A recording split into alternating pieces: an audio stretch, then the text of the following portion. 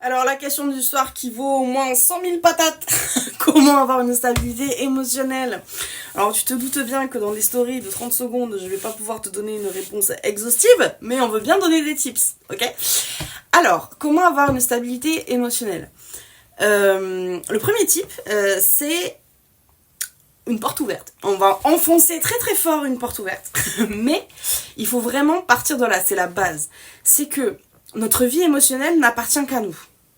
On est les seuls à ressentir nos propres émotions. Là, tu vas te dire, bah oui, mais c'est évident. Oui, mais c'est ça que tu oublies. Quand on n'a pas de stabilité émotionnelle, ça veut dire qu'on invite dans nos émotions beaucoup trop de personnes qui n'ont rien à foutre là.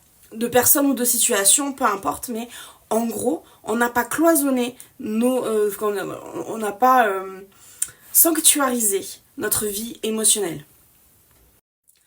La conséquence d'inviter trop de personnes ou trop de situations à influer sur nos émotions, ça veut dire que tu leur donnes le pouvoir de te déconnecter de comment tu accueilles une émotion, de comment tu accueilles une information émotionnelle.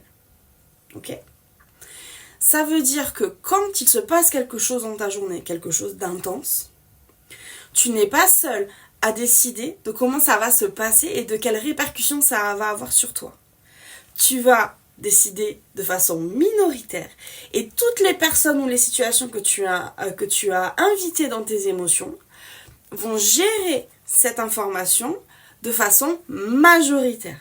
Donc la stabilité émotionnelle, ça n'est pas une question d'équilibre, par exemple, comme on pourrait le penser, c'est une question de pouvoir, je reprends le pouvoir de mes émotions, il n'y a que moi qui puisse décider ce que je vais ressentir ou pas. Pour recréer ce sentiment de pouvoir sur nos propres émotions, ce qui est important de faire, tip numéro 2, c'est réfléchir à la valeur des émotions. Parce que l'instabilité émotionnelle, c'est une question de réactivité émotionnelle. C'est-à-dire que peu importe quelle information émotionnelle tu reçois, dans ta hiérarchie des émotions, dans ta hiérarchie des réactions, tout va plus ou moins avoir la même valeur. C'est-à-dire une petite contrariété, tu vas réagir comme ça. Une grosse contrariété, tu vas réagir aussi comme ça, tu vois. Et du coup, tu vas te perdre au milieu. C'est ce sens de je subis parce que de toute façon, tout ce qui m'arrive, c'est déjà trop, tu vois. Tout est trop cher. En gros, c'est ça, l'instabilité émotionnelle. Donc, c'est hyper important de requalifier la valeur des choses. Parce que si on fait pas ça, en gros, on gère nos émotions de façon très binaire. C'est-à-dire, soit je m'autorise à ressentir et je ressens comme ça et c'est way too much, tu vois. Soit je ne m'autorise pas à ressentir. Du coup, peu importe la valeur de la contrariété, je ressens rien, un peu plus, un peu moins, voilà, ça me touche pas, je ferme le cœur, on ferme le robinet, basta, tu vois. Il y a zéro subtilité. Sauf qu'en fait, la stabilité émotionnelle, c'est justement savoir gérer de façon graduelle toutes les informations que l'on reçoit qui sont aussi graduelles. Donc, la question qu'il faut se poser quand on a une contrariété, c'est est-ce que cette contrariété mérite de foutre en l'air ma journée ? Est-ce que ça vaut vraiment le coup que ça foute en l'air ma journée, ma sérénité que j'ai eue depuis 3 jours et que j'aimerais bien garder? Est-ce que ça vaut le coup? Alors, cette hiérarchie des émotions, c'est quoi? Attends, je vais prendre du recul. T'imagines une belle petite colonne comme ça qui monte avec une belle petite flèche bien vers le haut. En bas des émotions, il y a quoi? Les émotions de bas étage. Négatives comme positives, on s'en fout. Positives, je viens de gagner 5 euros au loto. Un collègue m'a offert une belle tasse, mais j'ai pété le pneu de la voiture. Ok, bas étage. Ou ma FJ m'a pas répondu à mon texto. Émotion médiane, qu'est-ce qu'il y a? Il y a... Qu'est-ce qu'il y a? Putain, trop bien, ma meilleure amie qui habite à 8000 km vient me voir la semaine prochaine. Wouh! Mais par contre, j'ai pété la voiture, je l'ai encastrée contre un platane, faut changer de bagnole. Oh, bah tu vois. Tout en haut, qu'est-ce qu'on a? Putain, c'est trop bien, en fait, je vais tomber enceinte, je suis enceinte après une fille, c'était trop compliqué, waouh, c'est ouf. Mais mon père vient de mourir. Tu vois? C'est ça ce qu'il faut qui est en haut. L'instabilité émotionnelle, c'est pas grimper cette colonne comme Miringue de façon super droite et super claire, tu vois. L'instabilité émotionnelle, c'est jouer au xylophone avec toutes ces étapes. C'est-à-dire, le fait que ta FJ n'ait pas répondu à ton texto, tu vas utiliser non pas la réaction de bas étage, tu vas utiliser la réaction qui normalement est là. Mais je vais mourir si on parle pas, mais comment ça se fait, mais qu'est-ce que je vais faire, là là là, et puis, oh là là, mon Dieu, ma FJ m'a offert, qu'est-ce qu'elle m'a offert? Elle m'a offert une carte postale, elle m'a envoyé une carte postale, c'est trop beau, je l'aime, je vais l'épouser. Émotion de là, qui devrait rester là, tu vois. C'est ça, l'instabilité émotionnelle. Donc, faut remettre tout ça au bon endroit. Information de bas étage, réaction de bas étage. Information médiane, réaction médiane. Et tu l'as dans le mille, qu'est-ce qui se passe en haut? Voilà. Donc, tips numéro 3... ne rien s'interdire de ressentir, parce que les gens qui souffrent d'une instabilité émotionnelle en général vont essayer de mettre le maximum d'émotions sous le tapis, comme ça c'est plus simple, on enferme tout, comme ça si on voit pas, ça n'existe pas, hein. Voilà. Interdiction de faire ça, la stabilité émotionnelle c'est, j'allais dire s'autoriser, mais même s'obliger à tout ressentir, mais tout ressentir au bon étage. Donc quand il se passe quelque chose, pour pratiquer la stabilité émotionnelle et pour vraiment l'ancrer dans son quotidien et qu'elle n'en parte plus, que vous n'en démordiez plus, ce qu'il faut c'est à chaque fois que vous recevez une information qui se passe quelque chose dans votre vie, qui pourrait en fait créer une vague émotionnelle dans votre vie, avant de réagir, avant de crier au loup tout de suite en haut, réfléchissez. À quel est l'étage de cette émotion? Que votre FJ vous ait ghosté une énième fois, est-ce que ça mérite vraiment de mettre cette information-là, aussi chiante soit-elle? Je dis pas qu'elle est pas chiante. Est-ce que ça vaut vraiment la peine de la mettre sur le même standard qu'avoir un cancer, qu'un parent qui décède, que, vous voyez? Non, évidemment que non. Évidemment que non. Ou en tout cas, si vous vous dites, ben oui, mais je peux pas faire autrement, si vous choisissez vous-même de ne pas faire autrement, ça veut dire que émotionnellement, vous choisissez vraiment d'accorder à cette info la valeur d'un décès, d'une maladie grave. Et ça, c'est problématique, c'est un schéma que vous avez, c'est un schéma que vous choisissez consciemment de confirmer. Là, moi, je peux rien pour vous. Le 4e tips. Alright. On va revenir, on récapitule aux personnes ou aux situations que vous avez invitées dans vos émotions à la base. Là, vous avez bien compris qu'il fallait les sortir, sauf que, parlons en particulier des personnes que vous avez invitées, coucou les FJ, ok. Le truc, c'est que émotionnellement, vous avez mis en place, vous avez très bien compris, des schémas, vous avez aussi communiquer sur ces schémas. Ça veut dire que les personnes qui font partie de votre entourage savent très bien comment vous réagissez de telle ou telle manière ou de façon complètement disproportionnée, ce qu'on peut vous dire, ce qu'on peut pas vous dire, parce que sinon ça part à volo, enfin voilà. Tout ça, votre entourage le sait très bien, votre FJ, elle le sait parfaitement. Le truc, c'est que si vous avez un dérèglement comme ça de la stabilité émotionnelle, si vous avez un petit schéma pété qui traîne en travers, vous avez... Il y a 3 façons de réagir à ça d'un point de vue externe. Par exemple, moi, ta pote, c'est que toi, tu as un dérèglement de la stabilité émotionnelle. Du coup, j'ai 3 choix de comportement que je peux adopter en face de toi. Ok ?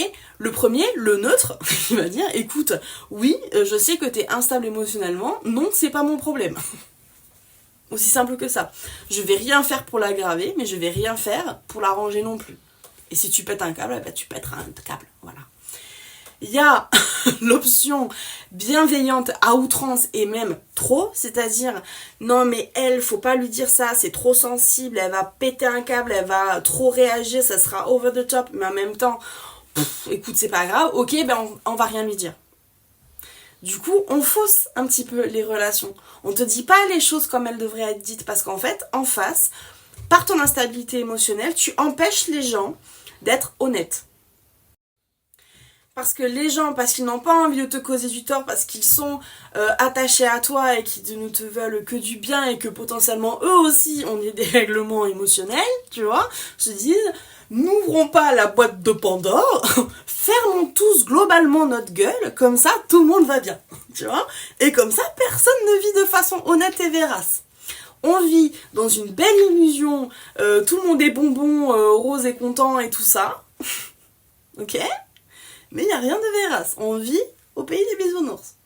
Et du coup, quand il y a un vrai pépin qui se pointe, et il faut vraiment communiquer sur la question, tout le monde est incapable de communiquer, parce qu'on va avoir soit quelqu'un qui ne sait pas réagir à l'information, en face quelqu'un qui a peur de créer des remous émotionnels, qui est terrorisé et les chocotte comme ça.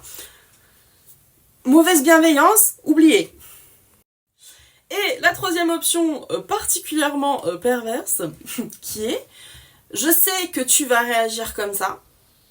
Du coup, je sais que je peux jouer avec tes émotions. Je sais que je peux facilement, fictivement, te pousser dans une émotion. Donc du coup, c'est ce que je vais faire pour sortir quelque chose qui sera à mon bénéfice. Par exemple, je sais pas, toi et moi, on a un désaccord en ce moment. J'ai pas envie de passer pour le bad guy qui va dire écoute, j'ai pas envie, tu me saoules, voilà. Du coup, je vais te causer, toi, de surréagir à une discussion en disant waouh, waouh, waouh, waouh. Non mais t'as vu comment tu réagis là ?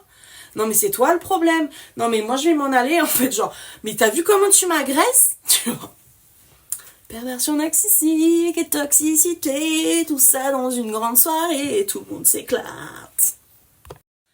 Voilà, donc tous ces beaux schémas là qui s'éclatent dans une grande rêve party où on va complètement changer les narrations. Chacun va tirer la couverture à soi, si possible la personne la moins bienveillante de l'affaire. Et toi, tu vas être avec tes émotions, en plus avec des doutes qui vont s'ajouter à ces émotions parce qu'on t'aura en plus porté des accusations qui ne sont pas fondées, qui sont uniquement fondées sur le fait que quelqu'un s'est dévoyé dans la situation et t'a fait porter le fardeau de quelque chose qui ne t'appartient pas. Grosso merdo, tu t'es fait manipuler. Et tout ça, ça peut se passer parce que tu n'as pas le pouvoir de tes émotions, parce que tu n'as pas de hiérarchie des émotions, de l'information émotionnelle, des réactions, ou en tout cas une qui est complètement cassée, et qu'il est urgent de reconstruire. Parce que quand tu as cette hiérarchie comme ça, cette espèce de colonne vertébrale des émotions, hyper alignée, sereine, ancrée, où tu as bien compris que telle émotion doit appeler telle réaction et aucune autre, t'envoies aussi l'information aux autres, à ton entourage, que tu vas avoir cette réaction-là, c'est-à-dire une réaction tout à fait proportionnelle, et que tu as le pouvoir aussi de ne pas te laisser déstabiliser par l'émotion, que personne ne peut te causer fictivement de te pousser dans une émotion ou une autre, tu n'es plus manipulable, ok ? Et tu vas aussi, quelque part, tacitement presque obliger les gens, ou en tout cas inciter les gens trop bienveillants qui veulent te surprotéger, ne pas te dire les choses, tu vas les inciter au contraire à se lâcher avec toi parce qu'ils sont en confiance, parce qu'ils savent qu'on peut tout te dire et qu'il n'y a pas de souci et que quoi qu'on te dise, tu accueilles et ça donnera lieu à une discussion qui sera proportionnelle, calme, constructive. Tu vois, et ça amène énormément de confiance dans les relations et là on touche vraiment de l'honnêteté, de la véracité sociale, tu vois. C'est pas du tout le même rapport. Et par rapport aux personnes qui sont toxiques, il faut savoir qu'un pervers narcissique, la seule personne qui peut péter un pervers narcissique, c'est un grand empathe.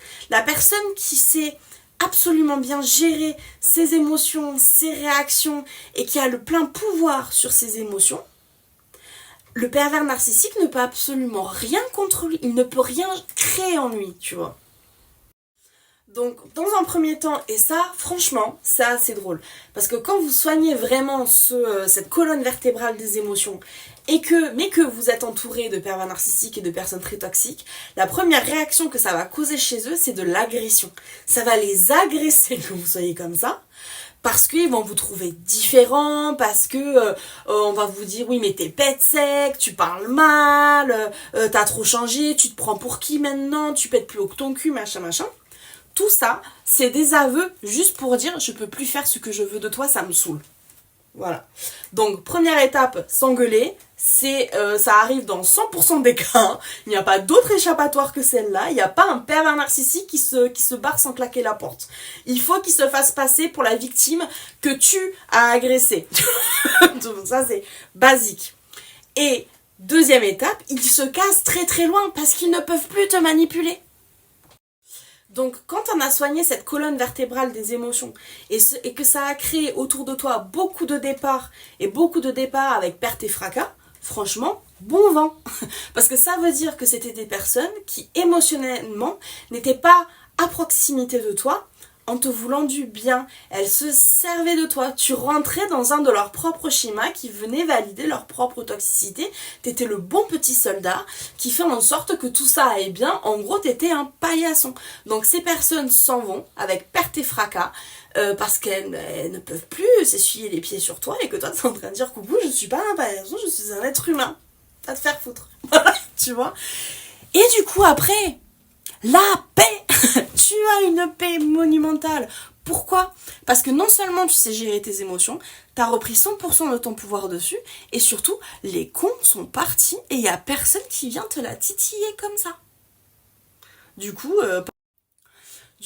ça crée un vide, l'énergie déteste le vide, sauf que l'information que toi t'envoies, le texto que t'envoies à l'univers, c'est « Coucou, maintenant mes émotions, il n'y a plus personne qui déconne avec, c'est moi qui en suis le maître ou la maîtresse, sexy. » Et du coup, ce que ça va appeler, ce sont des personnes qui vont complètement rentrer en connexion avec toi, avec cette échelle-là, des personnes qui elles-mêmes ont cette colonne vertébrale des émotions et qui vont être trop contentes de rentrer en connexion sociale, humaine, affective avec quelqu'un quelque part à la même au même niveau d'évolution émotionnelle où en fait on va parler le même langage, c'est-à-dire on est chacun en pouvoir sur nos propres émotions, on est tous maîtres de nos émotions, on est responsable de ce qu'on cause à l'autre, mais du coup quand on est maître comme ça, on sait aussi très facilement reconnaître une erreur par exemple, comme s'attribuer une qualité, et tout se fera de façon hyper alignée, hyper ancrée, hyper fluide, hyper sereine, tu vois. En gros, on peut parler autant du négatif que du positif, de façon méga fluide, et là, les connexions sociales sont profondément changées. Et oui, c'est une autre étape de ta vie, mais putain, la sérénité. Parce qu'à ce moment-là, dans ton entourage émotionnel, affectif, il n'y a que des personnes qui ont comme seul objectif dans la vie de conserver leur sérénité émotionnelle, de bichonner leur petit corps de valeur comme ça, leur colonne vertébrale émotionnelle, et il n'y a personne qui essaye de manipuler personne, il n'y a personne qui cache quelque info à qui que ce soit pour pas le froisser, machin. En gros, des gens vrais, en train de vivre des vraies émotions et de vivre vraiment la vie. Parce qu'en fait, quand on n'a pas cette hiérarchie des émotions, quand elle est complètement cassée, on vit pas, on survit. Quand on est instable émotionnellement, on peut pas profiter pleinement de la vie, on survit. C'est-à-dire que chaque jour, quelque part, est une guerre, parce que chaque jour, tu sais pas à quelle sauce tu vas être bouffé. Du coup, t'es dans un stress permanent, genre comme ça là, tu peux pas profiter. Alors que quand t'as une vraie stabilité émotionnelle, c'est-à-dire que t'as vraiment investi l'effort pour solidifier cette colonne des émotions comme ça, cette hiérarchie des émotions comme ça, le matin tu te lèves, t'es trop bien, t'es genre ma journée, quoi qu'il arrive dans cette journée, va se passer bien.